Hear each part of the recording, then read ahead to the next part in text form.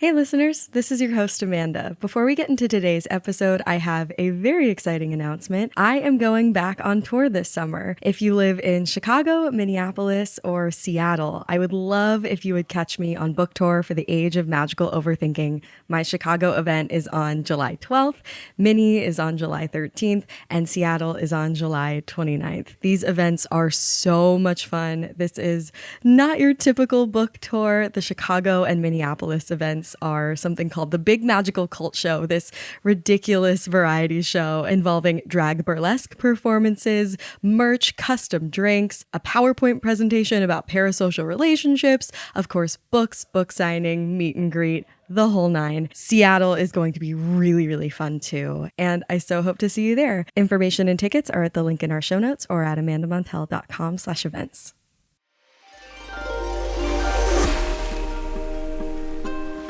Welcome to the Magical Overthinkers podcast, a show for thought spiralers, exploring the subjects we can't stop overthinking about, from celebrity worship to burnout. If you can relate to the feeling that despite living in the information age, the world only seems to be making less sense, if you can connect to the idea that for some mysterious reason, it just feels especially hard to exist as a human in the world right now, then you're in the right place. This podcast is here to soften the clash between our squishy human brains and the overwhelm of this time, to help us quiet the static in our heads for a bit, or even find a melody in it. I'm your host, Amanda Montel. Today, we're overthinking about imposter syndrome. When I was in my early 20s, I became obsessed with this documentary called The Imposter, about this Frenchman con artist trickster who fooled a family into thinking he was their missing son. Ever since then, I have been pretty transfixed by scammers and con artists, the genre generally labeled true con. I'm obsessed with learning about the lives and psychology and motivation of grifters like Elizabeth Holmes, the billionaire health tech CEO turned convicted fraudster, the Theranos lady, or Simon Leviev, the dating app Ponzi schemer known as the Tinder swindler. I truly can't get enough of these stories. But when I stop to overanalyze my transfixion with true con, I start to get scared that I'm obsessed with these con artists because maybe some part of me actually admires them. American culture provides such confusing, mixed messaging surrounding the notion of confidence. The phrase fake it till you make it is considered a wise proverb in this culture. You're supposed to flaunt your accomplishments, but don't be a narcissist. Be authentic, but also be perfect. I did a lot of community theater as a little kid and would hear the following sentiment all the time from my directors and acting teachers. They would say things like, if a casting director asks if you can skateboard or tap dance or ride a giraffe, just say you can do it. Say that you can do anything. Early in life, I learned that over-promising your capabilities and just crossing your fingers that it'll all work out was a praiseworthy talent. I think a lot of us internalize that message. After all, that Theranos fraudster, Elizabeth Holmes, the CEO who swindled thousands of people and investors, she learned her overconfidence not from Charles Ponzi, but from Steve Jobs, a celebrated genius. When does confidence go from aspirational to tacky and annoying to full-blown criminal? It's also occurred to me that perhaps the real reason why scammer stories enthrall me so much is because of this subconscious fear that I actually am my own con artist. That every time I step forward in my career, it's just evidence that I am indeed running a big Ponzi scheme. This fear that I'm either too confident or not confident enough is really a bit of a mindfuck, especially as a woman. I wish I knew how much confidence was the right amount to have. How much is enough to succeed professionally without being delusional or exasperating? It's a question that feels very much connected to the idea of imposter syndrome. The concept of imposter syndrome was first put forth in 1978. That's when the psychologists Pauline Rose Clance and Suzanne Imes published the very first study on what they then termed imposter phenomenon. And this paper focused on high-achieving women. Defining imposter phenomenon, Clance and Imes wrote, quote, "Despite outstanding academic and professional accomplishments, women who experience the imposter phenomenon persist in believing that they are really not bright and have fooled everyone who thinks otherwise." Imposter phenomenon quickly evolved to imposter syndrome, and it clearly struck a nerve. The study kicked off decades of frenzied discourse, programs, and even merch aimed at curing women of this syndrome. According to the Google Books Ngram Viewer, which depicts how often terms appear in a selected corpus of written texts, use of imposter syndrome continues to increase every single year and has yet to reach its peak. Female luminaries from Charlize Theron to Michelle Obama have admitted publicly to suffering from this phenomenon. Among the proposed sort of pop psychology treatments include professional development conferences for women. I actually found one online specifically for women in trucking who experience imposter syndrome, self-help books like The Imposter Cure, and performing power poses. Actually, one of my very best friends from college now studies imposter syndrome. She is a school psychologist and a PhD candidate at Chapman University's education school. She told me that people seem to really embrace imposter syndrome because, quote, "it put a label and a framework to an experience that felt very personal, baffling, and isolating." She said, quote, "I experience imposter syndrome a lot in my work. Despite having years of training and all these credentials, I show up to meetings feeling like a fraud." Even though she studies the phenomenon, she still experiences it. And she described imposter syndrome as showing up not unlike a workplace-specific anxiety disorder, involving cycles of negative thinking and self-mistrust. I can certainly relate. In fact, I asked Rachel Torres if she personally knew anyone who did not suffer from imposter syndrome, and she said, no. When I first started hearing about imposter syndrome, I guess around the time when I was in college, it was framed as kind of a personal problem, something that you need to work on because of your irrational thoughts that you don't belong, even though there's copious evidence to suggest that you do. But Torres assured me that a lot of the most updated findings on imposter syndrome suggest that it's not actually a personal problem, that it's more a, quote, disease of the system. She told me that many now attribute imposter syndrome fully to societal and systemic causes. In the 1970s, imposter syndrome was born of this moment in the American workforce when the civil rights movement and second-wave feminism and a booming post-World War II economy ushered more marginalized workers than ever into a labor market that was constructed specifically for the success of white men. A journalist named Shamat Udin, who covers the intersection of Desi identity and queerness, wrote in an op-ed on workplace sexism that, quote, "the 40-hour work week was built to allow white men to succeed at work while their wives would care for all of the family's child and home responsibilities. I come to every interview, job shift, meeting 20 minutes early because I know that I have to fight the expectation of brown tardiness. I know that I need to work twice as hard to prove that I belong here." And another reason why imposter syndrome was coined and took off at the time that it did is because of how our relationship between self-worth and work changed around the 1970s and 80s.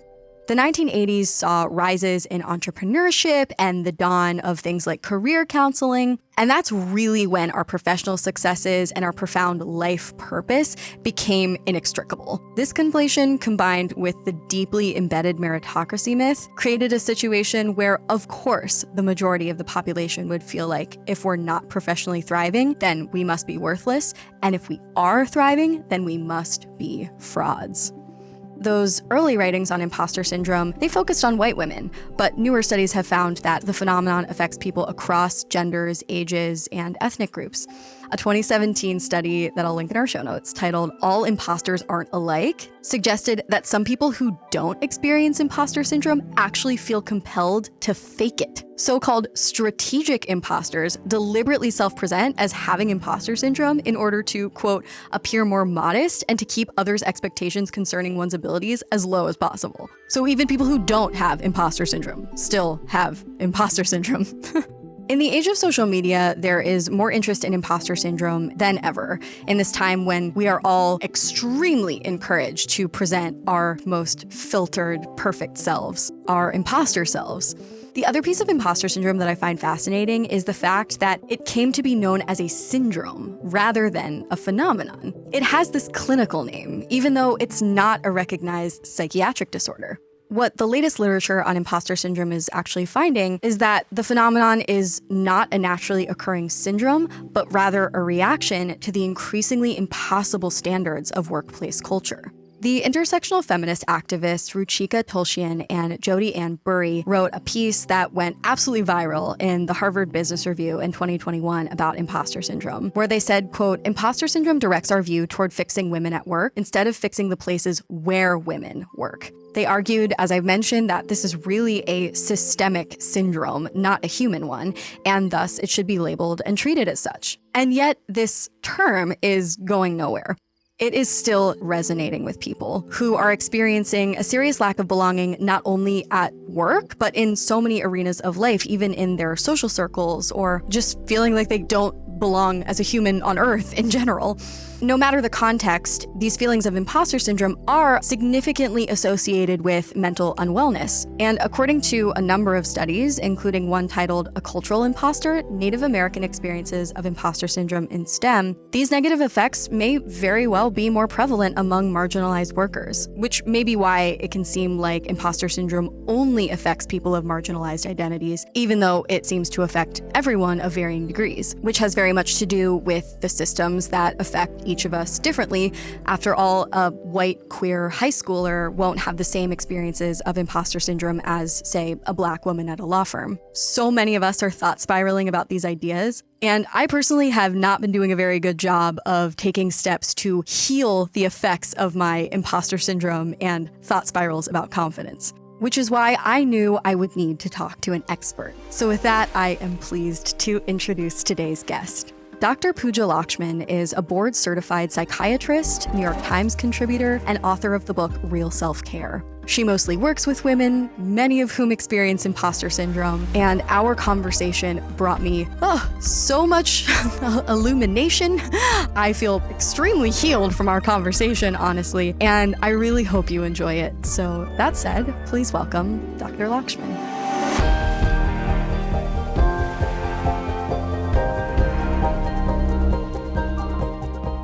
Hi, hello, welcome to Magical Overthinkers. I am so excited to be here. Thank you for having me, Amanda. I am Dr. Pooja Lakshman. I am a board-certified psychiatrist and the author of the book Real Self-Care, Crystals, Cleanses, and Bubble Baths Not Included. I still practice clinically. I have a private practice and I take care of women who are struggling with things like depression, anxiety, ADHD, but also a lot of perfectionism, burnout, things like that. And I am a clinical assistant professor at GW, and I also write a newsletter called Real Self-Care. So a lot of different hats, but mostly here to kind of help inform the conversation about mental health because there's a lot of noise. I love your work. You're such a refreshing voice on social media as well. Just to start out, this is a show about thought spiraling in the digital age. And on that note, I would just love to begin with the question that starts out all my Magical Overthinkers interviews. It's just, what is an irrational thought spiral that's been living rent-free in your head lately? Well, I love this question because there are many. I think the current most prominent one is that my son is going to be 2 in like 2 weeks now. And I'm 40 and I had him obviously 2 years ago. So I came to motherhood on the older side and I'm totally thought spiraling about his birthday party because kid birthday parties are like a whole thing. And I, being somebody who has really focused a good deal of my energy in life on my career, I have a lot of imposter syndrome about motherhood. Wow. So I'm currently trying to decide, I mean, we're having like a small little backyard thing. It's not like a big thing, but I'm like, I want to get a nice cake. Like I want to have somebody make a little cake. He's really into trucks, but then I'm like, is it okay? I don't cook. I don't bake. I'm not going to bake him a cake because that would not be anything anyone wants to eat. Right. I definitely get thought spirally when I think about motherhood and procreation and specifically the language surrounding it. But what I'm hearing is that this birthday party is almost like an opportunity to prove that you really are like a good mother who like prioritizes her children over her career. That is stressful. Yes. And also the heightened like not wanting to make it Pinterest or Instagram. That's totally not into that scene, but there still is this way that, you can thought spiral, you can feel this sense of self-judgment no matter where you are in these different dialogues, because if you are a woman, if you're a woman of color, if you are any type of marginalized group, it's there, it's in the air. It is in the air, as Phil Collins once wisely said. Okay, so we're here to talk about imposter syndrome. The people that I've been telling that I'm doing this episode today are like, oh my God, this is so sorely needed, because I've found in the bit of research that I've done into this topic that almost no one is spared of this condition, which, as I understand it, isn't even really a condition at all. So before we get on into it, could you first explain the sort of purpose that the term and concept of imposter syndrome was originally supposed to serve? Like, what did its coiners have in mind when they came up with this phrase? Yeah, so the term kind of in the research world first came about in the 1970s, and there were two women in particular that were both psychologists, and they kind of had identified it through observation in looking at women in high-achieving professional settings who said that they felt essentially like frauds. So it's sort of like this feeling like you are achieving something, you're doing something great, but you feel like you don't deserve it. Or there is a version of you that people see and are applauding, but somehow someone will find out that that is not the real version of you, and there's actually another separate real version of you that is worse, that is bad, that is terrible, that is faking. Really, at least my understanding is that it didn't take off into the zeitgeist until social media became a thing. And that's when people started to say imposter syndrome. But like what you pointed to, Amanda, it's not actually a clinical diagnosis. I'm a psychiatrist. Like, you don't learn about it in training. It's not something that we use clinically or at professional meetings or things like that. It's very much sort of like a colloquial phrase that actually is just describing an experience. So we're talking about some of the problems with the conventional wisdom surrounding imposter syndrome already. You mentioned that the early research or writings about the phenomenon were sort of more observational. Could you talk about maybe some of the issues with the original research on the phenomenon? Like, what was it lacking, or what did it leave to be desired? At least my understanding of the way that the term kind of came about was that it wasn't like a randomized control trial. It was more just like asking people how they felt. This was the 1970s, 1980s. So they weren't really talking about things like racism or gender identity or even like the structural constraints that we're constantly sort of zeroing in now on in 2024. So it didn't really account for race. It didn't account for identity and how that impacted the different groups that they were studying and the types of workplaces they were studying. I do want to be gracious, too, of the women that were doing this work in the fact that, this was like 50 years ago? Yeah. It was a very different time. So I almost want to say, I think our conversation about imposter syndrome is evolving. Yeah. Right. And I think that in that context, they were already putting something that was quite radical in the academic world out there for psychology and psychiatry. As somebody who comes from that world, this is a conservative place. And I think that that's important, too, as a context for how we're framing the conversation. And the reason that I say that is because I know we're going to kind of be talking more about the limitations and how we want to kind of shift the conversation. And you are somebody that studies words.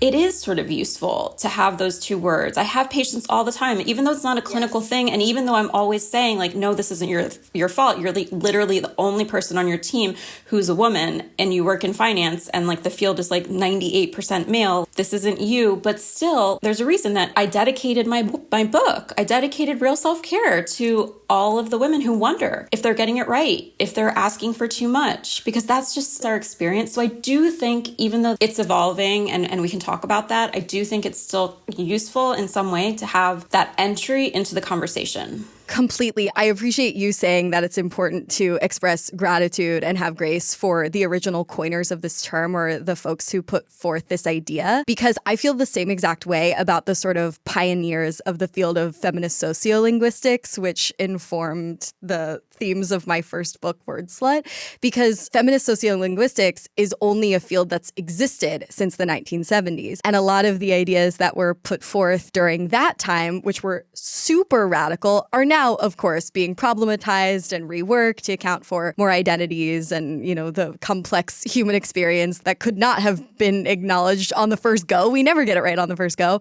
And yet, it was still worthwhile work that laid the groundwork for the rest of the future of the field. And you're absolutely right. The linguist Deborah Cameron said that it's no good petitioning the king. The struggle for meaning is a grassroots campaign.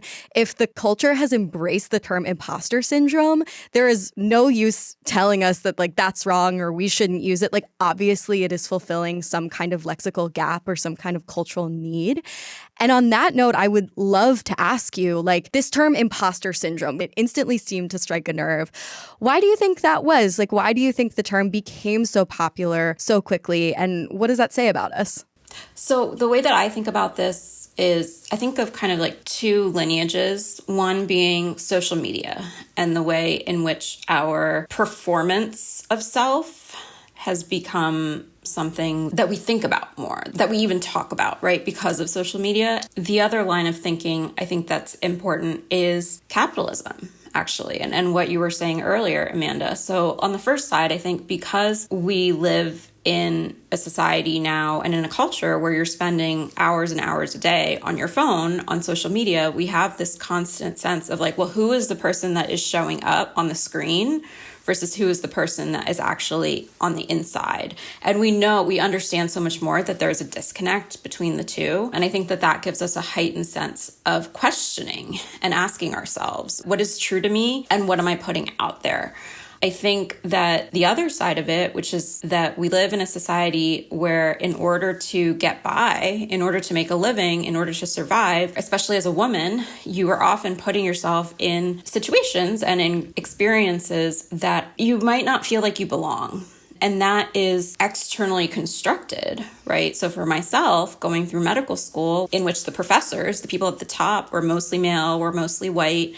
I was the first woman on my mother's side to work professionally outside the home, the first one to hold a postgraduate degree, right? And when you don't see those models outside of you, when everyone else on the outside in your field doesn't look like you, then you're constantly trying to code switch. So the masking and sort of the code switching and how that disconnect cognitively, where you're asking yourself, wait, who is the person that's here and who is the person that's performing?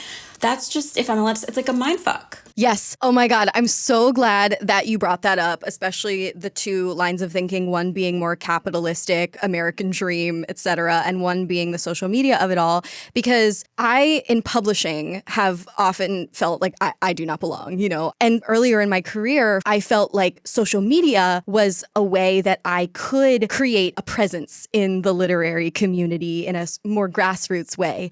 And in both contexts, I really felt like I was truly an imposter because on social media, everyone's an imposter. It does encourage you only to post highlight reels. My social media presence is a persona at the very least. And so it's how could I not feel like an imposter when I either am made to feel like I don't belong or I truly am putting forth a masked persona? And it's a mindfuck also in the way that fake it till you make it is considered conventional wisdom in this society. But when does that go too far where you start to feel crushing imposter syndrome or it goes so far that you actually are some kind of imposter?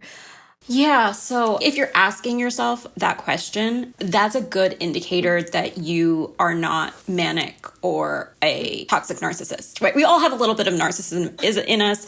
People who write books have maybe a little bit more narcissism, than others. I include myself there.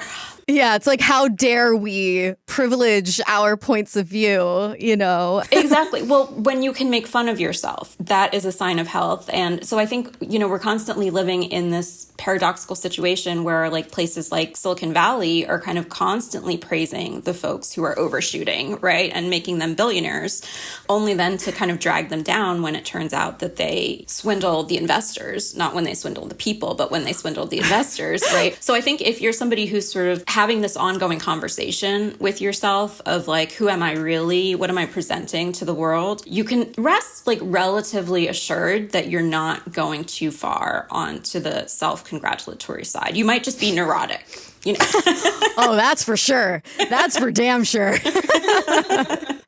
Because in those contexts where you actually don't belong, you're doing it to survive. You're doing it to fit in and to not be cast out. So back to your original question, though, sort of like, what is the state of imposter syndrome? You know, I think there was this really great piece that you included in your notes, and I was so excited to see that you had included it, the HBR piece from Harvard Business Review by Ruchika Tolsyan and Jodi Ann Burry, who are fantastic. And the piece was like, stop telling women that they have imposter syndrome.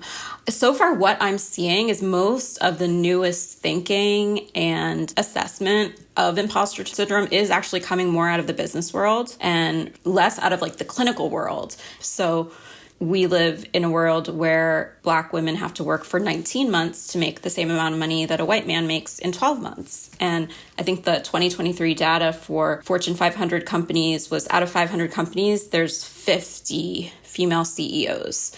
So I think the conversation has shifted away from what are women doing wrong and evolved to how are our organizations and our social structures not setting women up to succeed, and what can we be doing on that side to make it more equitable at the top. And I think that's the natural evolution of this conversation. I mean, but also to be fair, like there's so far to go. Yeah, I mean, truly. And I keep coming back to this question that I certainly don't think we'll find an answer to today, but it's like, will feelings of imposter syndrome truly ever be quelled in a society where your sense of belonging and your corporate work life or like your professional success in whatever context are all bound together? Like that is just so unnatural and so new as a concept. And it's like my white cis male partner experiences imposter syndrome. I will say not in the same way as myself. It shows up differently for him, but nonetheless, he still experiences it. I think even some narcissists probably experience the worst imposter syndrome of all, in a sense, you know? Like, I don't know if there are really that many people who are spared, and how could they be, no matter what their identity, no matter what their background, no matter what their field, when we are inundated with messages from very early in life, like, you need to have a dream job and you need to fulfill that dream. And yet, as soon as you start to, you feel like, oh my God, I'm a fraud, because who really fundamentally belongs at work at all? Yeah, I mean, and I think another way to think about it too is that when you're talking about capitalism, the unit of scale is productivity. And in order to be efficient in productivity, you have to focus on one thing. Like, you have to make yourself smaller to be able to move up and to be able to be effective and productive. And imposter syndrome, if anything, it is a way of taking away someone's humanness, right? Because we all are so many things. Like, the actual real truth of being human is that there's so many different threads that make up one person. And there will be times in your life where you're faking it until you're making it. And then there will be other times where you're super earnest, and there will be other times, right? It's like, it's all of the things, but the higher you go on the scale, the more you are masking to fit into the sort of box that you need to fit the mold of the person that is above you, who's more likely to be a white male. Wow. And so it's a way of making yourself small and thinking of other people as smaller than they are. It's also a way that we kind of pull away our own humanity by flattening our identities and our experiences. Wow, I can really relate to what you're saying. Yeah. Because in times in my life when I am hyper fixated on work and achievement, I do feel less human and I do feel smaller, which is kind of counterintuitive. Like, you would think from the outside or from Instagram or whatever, it like probably looks really big. But exactly what you're saying, I feel like this pointy being as opposed to like a gooey, nebulous cloud of being. So we've been talking about this a little bit, but how can conversations around imposter syndrome move forward in a way that's more inclusive and healing? I, as a brown woman who is of South Asian origin, my parents are immigrants, I think I'm always kind of straddling these different spaces and kind of trying to think about, I guess, how do we bring the most people into the conversation. And I do think that terms like imposter syndrome, even though they are lacking and there are so many ways in which they're problematic, I do think that just because of how well known they are, they can be kind of entry points to talking about things like implicit bias and talking about things like code switching and talking about things like who's at the table, who belongs at the table, who's missing at the table, who do we want to bring to the table. And I know that there's a lot, even with real self-care, I talk about how, Audre Lorde, self-care is self-preservation. And I understand also that the table is completely broken, I guess is what I want to say. Yeah. And we need to rebuild it. And I think that it's still useful. Again, and the reason that I say that is because as a clinician, when my patients come to me and we talk about imposter syndrome, I'm able to then say, hey, look, wait, no, you feel this way because of bias. You feel this way because the system wasn't made for you. You feel this way because you never had any role models and you were constantly having to code switch and mask. And I don't know that I would have been able to have those conversations unless somebody started talking about imposter syndrome in an article they just saw. Totally. Yes, it is this sort of shorthand where, someone invokes the phrase, we can all get on the same page, and then we can get more specific with our language about what we're talking about. Are you talking about anxiety surrounding this or that certain experience that you had? But I think, imposter syndrome is a good way to open up a conversation that then gets a little more granular and surgical. And I will say, people at the top feel this too. Yeah. Oh my God, I imagine so. There's a way that sometimes some of this language can help unify the experience of folks who might be from very different socioeconomic positions, very different level of resources. And sometimes it can be helpful to know, hey, my boss feels this too. Mm-hmm. CEOs, they're just like us. They hate themselves. Honestly, though. I have just one more follow-up question that kind of pertains to what we're discussing, that, imposter syndrome is maybe not really a syndrome, but it's still a useful term. I was wondering if you could contextualize this phrase within the online culture of therapy speak and over self-diagnosis. There was just a piece that came out in the New Yorker. It was about mental health diagnoses as identity. And people are really embracing certain, oftentimes self-diagnoses that they've gleaned from TikTok or other social media platforms. And they've embraced them as an identity, like being a Capricorn or like being from Chicago. And I'm wondering if you could speak to how imposter syndrome might be misinterpreted as a mental health diagnosis or even an identity or both. Yeah. I have mixed feelings about this because it's so, kind of both and. On one hand, we are in a time where going to therapy is something that nobody blinks an eye at. Of course, actually, it's a huge privilege because who can actually afford to go to therapy, right? But we are in a time where our ability to talk about these things is so much more acceptable and just really casual than it was even just one generation ago. Mm-hmm. And at the same time, I do think that there is a way where, because of all of the socioeconomic distress and the ways in which our society has become more and more haves versus have-nots, the further along that you get in that divide, the more that people are struggling internally and the more you look for boxes to put yourself in. Yeah, I am a Sagittarius, so therefore I am going to constantly, be overambitious, right? Or I am a Leo, and so I always want to be the center of attention, right? Whatever it is, you pick something that then can explain why you feel the way that you do. And it's a shorthand then for communicating to your family, to your friends, to your coworkers, this is why I'm like this. And then therefore, this is how you should treat me. Right. I can totally see a scenario in this culture of therapy speak where someone would be on Slack with one of their coworkers one day and would be like, my imposter syndrome is raging today. I think I need a few extra hours to collect myself before turning in those documents or something like that. I can totally see that. Totally. And then the manager, the boss having to be like, oh, well, let me accommodate for this, right? Uh-huh. Because I want to be somebody who that is generous and cares about mental health. And, and then we get into kind of a debate around what's the line.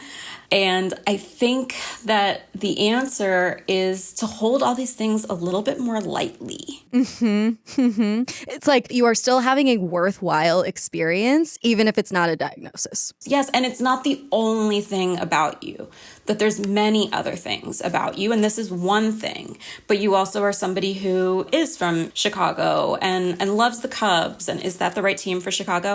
I think so. The wrong person to ask.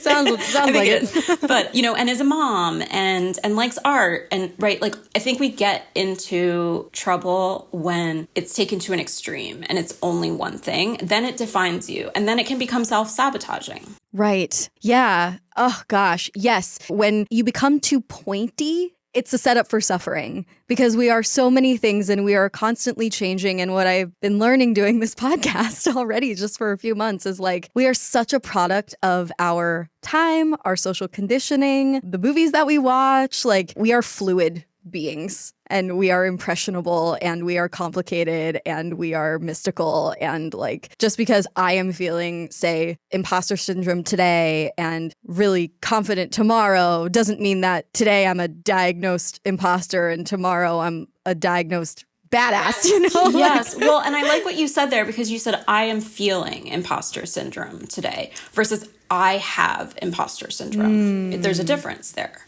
Yes. Okay, I'm curious, are there generational differences in terms of imposter syndrome experiences? Like, how would you say, if at all, Gen Z might experience imposter syndrome differently than millennials? I've seen on TikTok that there is this tension between like a lot of anxiety and then also like a counter narrative about being Delulu is the only Salulu to make your dreams come true, Lulu. It's like, if you're feeling like absolute shit, imposter syndrome is out, hyper confidence and capricious head in the clouds vibes are in. Like, what would you say are some of the generational differences if they exist? So I will say my answer is completely anecdotal and not research based at all. I think that Gen X is probably the most anxious about it in that imposter syndrome wasn't as much even part of their vocabulary. So they have internalized a lot of this more so and have a lot more self-doubt and are also less likely to speak out about it or to talk about it or to even go to therapy necessarily. Again, huge generalization, but I think that sort of is the vibe. I would say millennials, and I'm an elder millennial, geriatric millennial, I guess. So I think that with millennials, we're kind of like peak imposter syndrome where it was like part of our lexicon.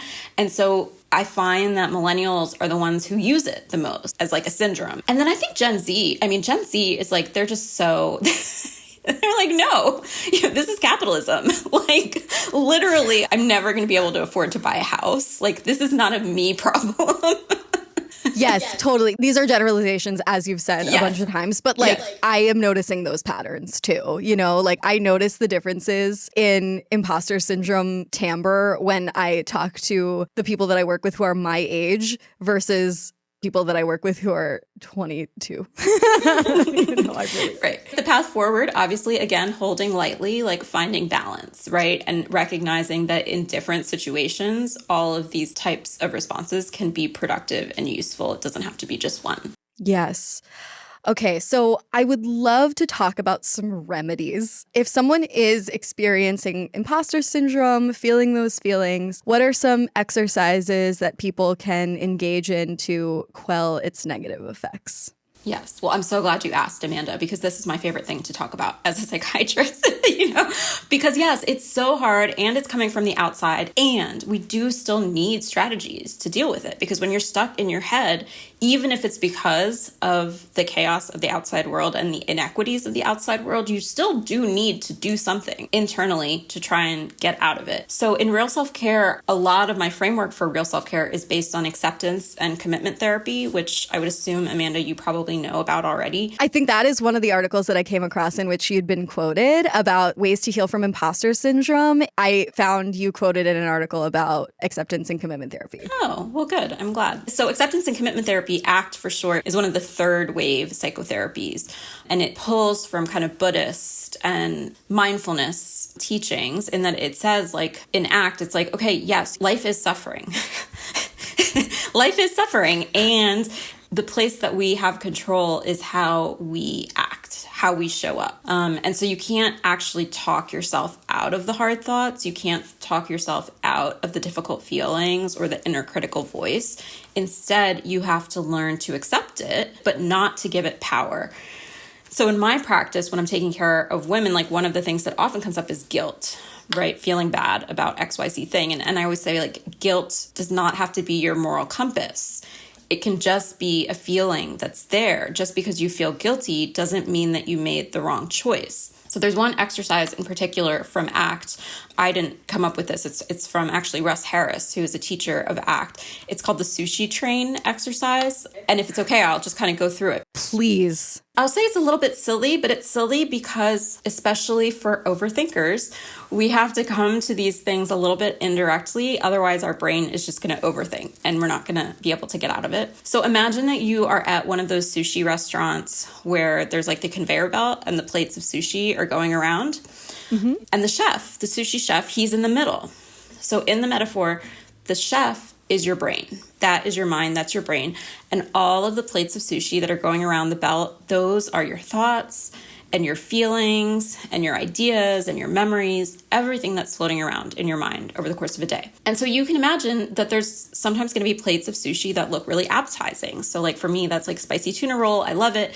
And you want to just like pick it up right away and grab it and gobble it down. There's going to be other plates that are kind of gross. Like for me, I hate when the shrimp has its head on. Like I find that really disgusting.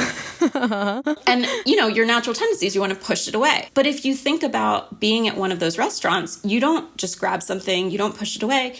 Instead, you talk to the chef, right? You ask like, oh, where did this fish come from? Like, how did you cook this rice? Like, what is this sauce? So with the imposter syndrome thoughts that are running through your mind, I'm a fraud, I don't belong here, I can't believe I said that.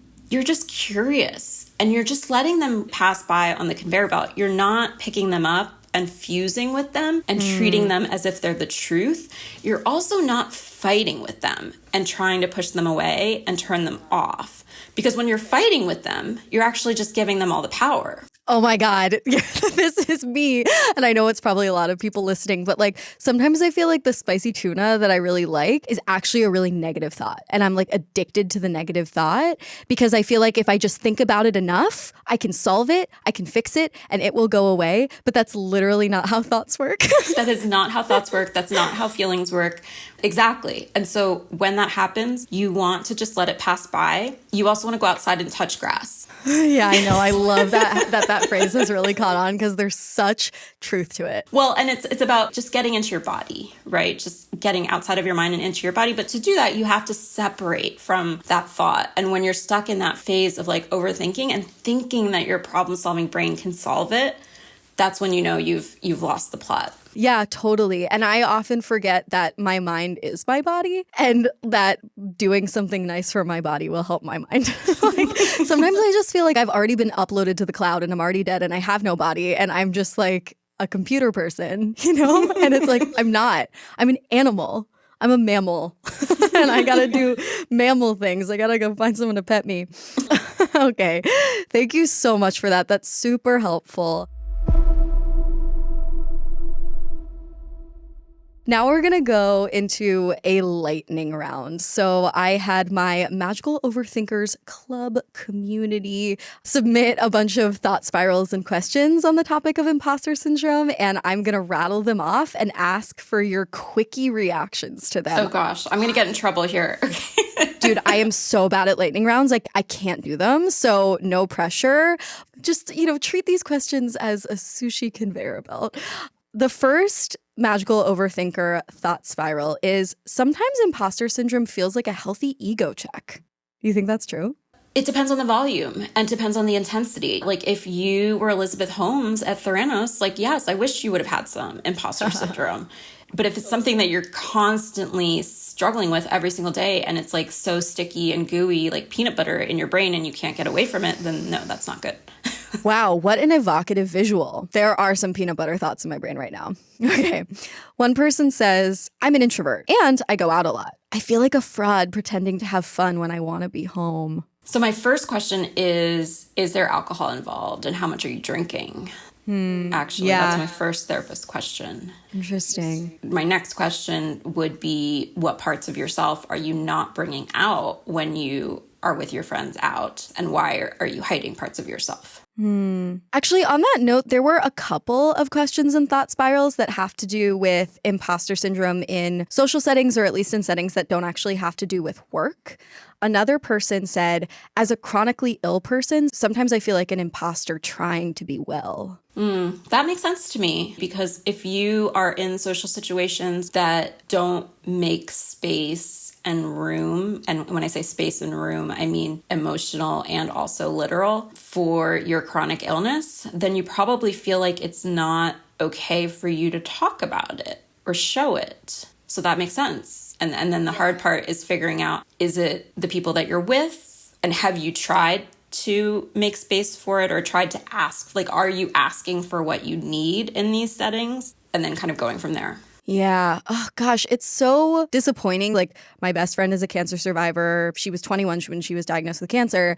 And like, she lost a lot of friends during that time because at 21, like, if you're lucky, you've not dealt with someone close to you having a serious illness. And a lot of people just like totally disengaged. And I think she probably felt a lot of imposter syndrome too. Like, I just have to pretend to be like a regular, fun 21-year-old college student when really I'm going through something else. And I'm sure a lot of people go through that sort of experience, even if they don't have something as like outwardly showing as cancer. Yes. And I think too, like, sort of the performance of the illness too. Like, even if the group that you're with knows about it, it might just be like, oh, how's it? How are you doing? How are your treatments going? And then you have to kind of have like a little bit and then go back to the regular conversation. So there's this high degree of performing, I think. So yes, because we're always trying to fulfill people's expectations. Oh my God, I struggle with that hardcore. Like, that can make you sort of lose yourself or lose your truth. There were a lot of questions about gender along the lines of, I've heard that women have imposter syndrome more. Is that stat just a self-fulfilling prophecy? Is imposter syndrome more common in women because, you know, social conditioning? Why is it worse in male-dominated fields? I don't like this. Everyone experiences it, but people only talk about women. Like, can you, I guess, overall thoughts about the relationship between imposter syndrome and gender? yeah, I mean, I think I like what we talked about earlier of thinking about how imposter syndrome flattens your experience. And so I think it would do us good to also think about imposter experiences as more of a spectrum too, like not all or nothing, but the more marginalized identities and perspectives that you hold in any given group, the harder it's going to be for you to show up as a fully nuanced human being and still feel like you belong. And since most careers that are hierarchical, more conservative, so I'm thinking about like medicine, law, corporate America, media, it is more white people, it is more men. And so anytime you differ from that, you're going to have to make yourself smaller and smaller. So it's not that men don't feel this at all. They do, and they will based on their own marginalized identities or experiences that are not held in the norm. A white man who grew up in rural America without money is probably going to feel it more. A man that was adopted and doesn't actually know his biological parents is going to feel it when he's interacting with his buddies on Wall Street that all have families with homes in the Hamptons, right? I think we see a lot in the media about it being a gender thing because that is a space that really has been so impacted by Me Too and, you know, just by all these different social justice movements, but you can apply it in different ways and in different scale to other groups too. I also think in terms of gender, I am really curious to hear your thoughts about this, and like, pardon if this comes across as a bit of a rant, but like, I have found in my own personal experience that women are more likely to actually be told that they don't belong or that they should be different or make yourself smaller. Like, I'm a writer. I never wanted to go into academia, but I love social science and that's kind of become my beat. And earlier in my career, when I was less experienced and a less skilled reporter and, you know, had way less to say for myself, nobody took an issue with my work ever because I was sort of smaller, I guess, in terms of professional success. When my first book came out, it had such a small readership and it was so positive. And I write the books that I do in a tone that is colloquial, and some might even call it cute. And I call myself a linguist because even though I really, really didn't want to in the beginning of my career, my publisher did and reporters did. And even a whole bunch of linguists were like, own it. And I was like, fine. And so now I own it begrudgingly. As the chef in my own sushi restaurant, like I should just be closing my eyes and not even looking at the shrimp.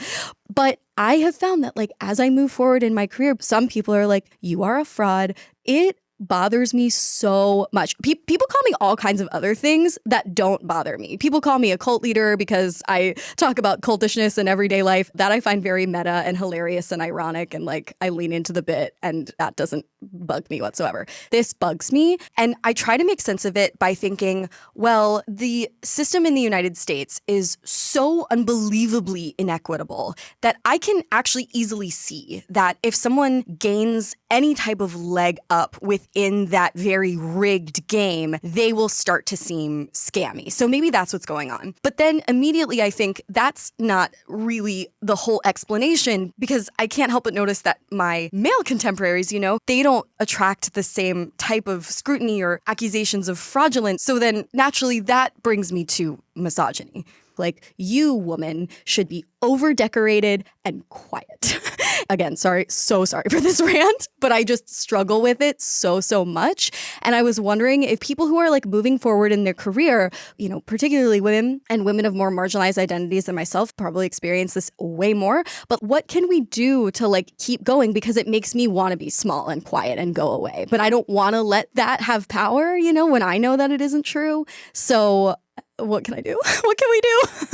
So I have an answer for you, and it's very un-PC, so I'm just going to give that disclaimer. So my answer is, and this is my therapist answer, it's absolutely true that it's misogynistic. It is an industry that is very male and white and rich and coming from a certain pedigree. You talked in the beginning about how you don't have that pedigree. It's coming from that pedigree being sort of like, Amanda, you don't fit here. Like, who do you think you are to be writing New York Times bestsellers? Like, that can't be possible. And that is absolutely the classist aspect. And maybe you could even say, like, to some extent, like the imperialist aspect of sort of how you probably know a lot more about American publishing than I do. I've only had one book so far, and from what I've seen, it's, oh boy. I know. I think some people from the outside, if I've done a good enough job with my blazers, I think, you know, I want to seem fancy. You know what I mean? Like, of course I do. Like, there's pressure to seem like you belong. And so I wear my thick glasses and I'm like trying to dress up for the part, you know, only to be called a fraud for not even the reasons why I feel like one. You know what I mean? God. And then I would say the other thing is, and forgive me if this is, you know, too personal for you. Again, you can cut it. I do think that when something hits our own insecurity, like you said, people calling you cult leader, you're like, whatever, it's not peanut butter. It just slides off because you don't believe it. You don't care. Whereas with this, I think that there must be some internal something, some of your own insecurity that is making it stick. And I saw that your mom is a biologist, did amazing, intense, like, iconic research, like curing cancer. Yes. And as a therapist, I think there might be like something there about kind of like having a mom with that type of academic career. Daughters have some feelings. So yeah, that actually makes a lot of sense. And I'm sure your mom doesn't think that, right? Oh no, like the people in my life, none of them make me feel this way. I mean, I guess maybe, some childhood shit. And my brother is like really fucking smart. He's like the smartest person alive. And I joke all the time. I'm like the family idiot by far. And so, yeah, maybe I feel like I'm faking. You know, I think that I think also comes back to your work it's very much in, like you said, cute. It's not cute. Yeah. It's actually very substantive, but I think you put cute on it maybe as a way to kind of like feminize it or something. I don't think it's from the cute. outside. I actually, in my deep down in my bones, I don't think it's cute. And also because I think that's what the culture puts on it. Yeah, I think some people think I'm like not deep enough, but I'm just like, if it's not your cup of tea, that's fine, but it doesn't make me a fraud. No, but the culture puts that on it because it's threatening to them. It's true. It's threatening because you are a young woman who's accomplished and is influential and impacts others in a way that they are not able to. And that's scary. I'm going to cry in the middle of the studio right now. Let me say this. Success is complicated as a woman. Okay, let's move on to some other thought spirals submitted by some other people. So someone says, I often think that the people who actually should have imposter syndrome don't. Arrogant phonies. That reminds me of the meme of like, have the confidence of a mediocre white male. Yes. Oh my God, I know. Someone says, I often thought spiral that we can't all have imposter syndrome, so I must actually be unqualified. You know, for this type of thing, I do think it's helpful to keep a note in your phone, in your notes app, of the times that you have gotten praise, like genuine praise or genuine feedback that's positive. Yeah. That really was meaningful for you. So I don't mean just like every little thing, but like the things that felt like really impactful.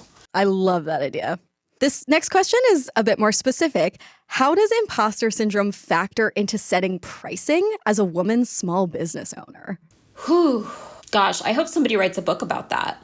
People, sociologists specifically, talk about how money is a measure of the energy and your perceived worth. So I think it is. That sounds fair to me, that when you're feeling this imposter experience, you are more likely to undervalue yourself in the marketplace. Right.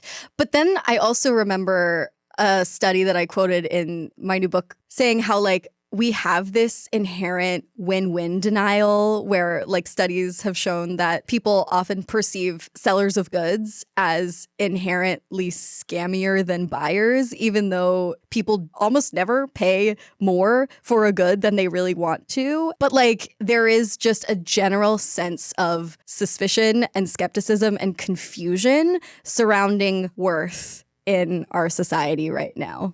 Next thought spiral. Someone says, titles. Even if I wrote a book, I'd never feel comfortable calling myself a writer. Yeah. Can you speak to like the imposter syndrome surrounding titles? You know, it's funny for me because when I wrote Real Self-Care, I had to decide what I wanted on the cover, like Dr. Pooja Lakshman, MD. And I had such a thought spiral of, but wait, I'm Dr. Lakshman to my patients, but I'm just Pooja. I'm just Pooja to people that I'm talking to and to my readers. But then I was like, but wait, I'm a woman of color and, you know, I have this degree and like, am I not kind of like giving myself enough credit if I don't call myself Dr. Lakshman or Dr. Pooja or something like that? And then finally I was like, no, I'm just Pooja. It's fine. I'm Pooja. So maybe this is not reassuring to your listener who thought that there would be an answer. So again, I think we feel this way more when we're in positions where we don't have models and we're historically underrepresented. So we second guess ourselves. And I do think that it matters. Like, I think that owning it, the answer is different for everybody, but there will come a point if you say it long enough. I'm a writer, I'm an author, I wrote a book, whatever it is, that you will start to internalize it. Yes, that's definitely true. The power of repetition to make something feel true, especially when it is true. Yes. This next thought spiral says, imposter syndrome increases with marginalization, but I'm not marginalized enough, so must just be rubbish, and who am I to think this? And it's so embarrassing over and over and over. I guess my overall take is that I don't know how helpful it is to diminish our own suffering. If you live in the United States right now compared to so many other places in the world, like we are just vastly, vastly, vastly privileged. And by saying like, I shouldn't feel bad because so many other people have it worse, that doesn't actually make you feel less bad. That makes you feel more bad because then you're just putting judgment on top of your bad feelings. So this person, I think you need to find a way to find some balance here of like, there's a middle ground. Like, no, don't wallow in it. and it's still a real feeling. A lot of these answers are making me think of like this definition of a slash that I really loved when I was in elementary school. Have you ever heard of a slash being defined as or and, or and? No, because I'm not a linguist. LOL. But I'm just like, there is a lot of or and in this conversation. And that's not maybe satisfying or definitive all of the time, but like part of our challenge living through this particular time in history, I feel, is being able to hold multiple truths at once. Yes, right. And to not overthink it, thinking that there is one right answer for every single thing. Yeah. Let's do one more thought spiral. This one is funny. This person says, as a trained actor, I often wonder if I'm actually good at my job or just acting like I am. That is a thought spiral. Right, that is a thought spiral. So I don't know a lot of actors, but the actors that I do know, this totally sounds like something an actor would ask. So perhaps this type of thinking is a prerequisite to going into that type of field. That's a pretzel that is just going to keep winding around. Oh my God, I love the idea of a thought pretzel. There's a thought spiral and then there's a thought pretzel. I do want to caveat this by saying I would never respond to a patient in that way. A patient who came to me like that. Just to be clear, but to a podcast listener who's asking this question, I feel okay responding in that way. Yeah. You know what? I live in LA and there are therapists here who specifically specialize in working with actors' thought spirals. So that type of person might have, a very bespoke answer should you pursue therapy one-on-one and not just listen to podcasts for your healing, which I hope you don't. Anywho, my very, very last question, and thank you so much for, basically therapizing me and offering so much wisdom throughout this hour or so, is what do you think is the number one thing that folks are overthinking in terms of imposter syndrome? And what is the number one thing we are underthinking? So I think that just in general, I would say that the discourse around imposter syndrome is probably right where it needs to be. Like, as we've been talking about, the evolution and really incorporating social determinants of health and not just putting this on as something that is on women or on marginalized groups to figure out. But I do think that in that process, it is still helpful to have tools to sort through the pretzels that come up in your mind, because it's going to take a while for corporate America and for society at large to really come around to getting to the right place. Yeah, totally. And then what is the number one thing you think we're underthinking? I think we need to think more about the spectrum of imposter experiences and thinking about it more as it's not static. Right. And it's not all or nothing. I think that there's a spectrum, and depending on the situation that you're in or life position that you're in, it can come and go. And I think if we have curiosity there, it can also help us shine light onto the systemic changes that are needed. Thank you so much for this interview. If folks want to keep up with you and your work, where can they find you? Yeah, so my book is called Real Self-Care, Crystals, Cleanses, and Bubble Baths Not Included. You can get it in all the places that you buy books. And I read the audiobook, too. So if you like to listen to audiobooks, you can get it on Audible. And I am Pooja Lakshman on Instagram and poojalakshman.com on Substack. Incredible. Thank you so much. It was such a pleasure. Amanda, thanks for having me. And thank you all so much for listening. Now's the time in the episode where I provide a little bit of advice for how we overthinkers can get out of our own heads this week. I do feel like Dr. Lakshman did offer some seriously actionable nuggets of wisdom, but I wanted to offer one more. This one comes from a psychotherapist who got in touch with me on Instagram. Her name is Roxanne May Wong, and she provided a very, very interesting theory about why our thoughts feel so threatening to us, as if we're being chased by a predator or something, even though we've just received a curt email from a boss or a salty comment on Instagram. And from this theory, I think we can derive something to do to manage those unpleasant experiences. So on Instagram, she told me, as a psychotherapist, recovering overthinker, and big fan of the Nagoski's work on completing the stress cycle, stay tuned for our burnout episode because I'm going to be interviewing author Amelia Nagoski about burnout. She said, my working hypothesis about the mechanics for overthinking is that when we are down the rabbit hole of our anxious minds, we lose touch with our body's felt experience of anxiety. This is a problem because even if during our overthinking, our prefrontal cortexes stumble on a solution for a realization that there's nothing to worry about actually, the rest of our brain/nervous system can't process it as such because all it's aware of is that you were in fight or flight mode or close to it for ages while dissociated from your body. Read in your head. Especially if you're more or less stationary, and particularly if you're lying down, this combo of behavior, cognition, and anxiety is consistent with a freeze response that, in the absence of a quick burst of cardio energy indicating to your body that we fought or fled the danger, which is what our body wants to have happen to resolve the trigger, it's likely to flip into a collapse/play dead nervous system response that dissociates us further from our bodies and is consistent with both the physiology and the felt experience of depression.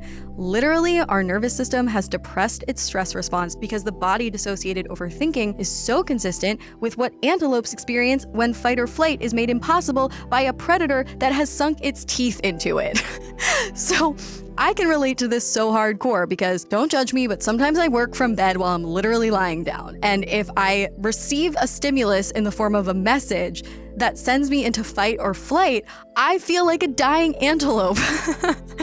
And so from that, I've gleaned, and maybe we can all do this pseudo experiment together, that when I am feeling like I'm in fight or flight, what I should really do is exhaust a burst of energy. Like maybe instead of just lying there in a play dead position, I should stand up and do 10 jumping jacks so that my body knows that it has fled the danger.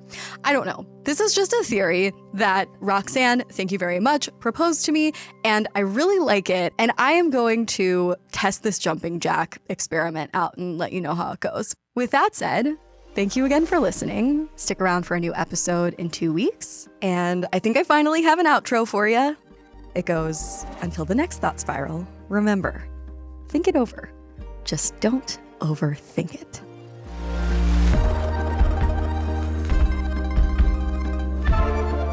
Magical Overthinkers was created and hosted by Amanda Montell and edited by Jordan Moore of The Pod Cabin. Our theme music is by Casey Kolb. Thank you to our magical coordinator, Katie Epperson, producer, Rebecca Swan, and Network Studio 71. Be sure to follow the pod on Instagram at Magical Overthinkers. We're also on YouTube, link in show notes, and ad-free episodes as well as behind-the-scenes extras are available on the Magical Overthinkers Substack at amandamontell.substack.com.